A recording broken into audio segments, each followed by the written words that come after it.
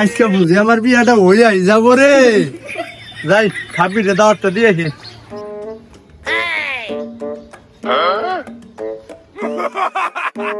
ছাব্বিশ সুট মুট থাকলে হাতে করে বাইক করে নিয়ে আয়। এবার বুঝি আমার বিয়াটা হয়ে আই গেল।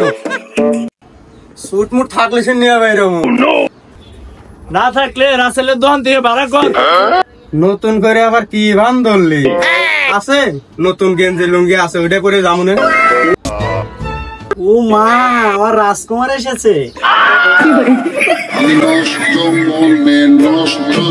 ও মা, আমি স্বপ্নে যে রাজকুমার দেখেছি সেই রাজকুমার এসেছে। যাই, আমাকে নিয়ে যাবে, আমি একটু মেকআপ করে আসি। আমি পিছন থেকে দেখে তো পড়েনি।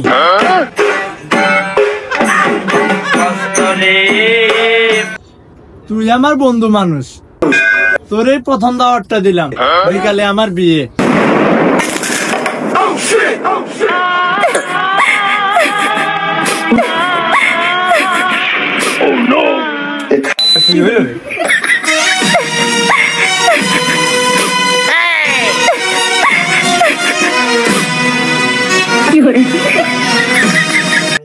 দেখ বন্ধু, তুই তো আমারে দাওয়াত দিলি, তোর ভাবিরে দাওয়াত দিলি না? তোর ভাবি দেখ কান দেখে দে ভাই সব ভাঙচুর করে আলাইছে।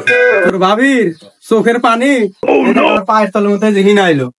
তোর ভাবির একটু ক, দেখছস তোর ভাবি আমারে কত ভালোবাসে, একলা আমারে কোনো জায়গায় যাইতে দেয়। এক বাড়িতে তো দুই চেয়ার দেওয়া যায় না। আচ্ছা তুই বন্ধু মানুষ, ভাবিরে নিয়ে আহিস। ভাবি আমরাও বন্ধুর লোকে আয় পড়েন, যা ভাবিরে নিয়ে আহিস। এটা আমারই বাড়ি, তোর বাড়ি না। আমি যাবো না তুই যাবি? আসলে তো আমারই তো কোনো কাজের অভাব নাই। ভাবিরে নিয়ে বিকালে আয় পড়িস।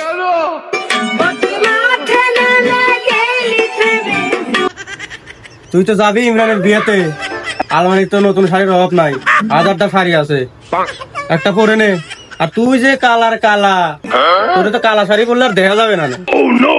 নে ভালো একটা শাড়ি দে পর, বিকাল বেলা বেরোতে সময় কিন্তু বেশি নেই।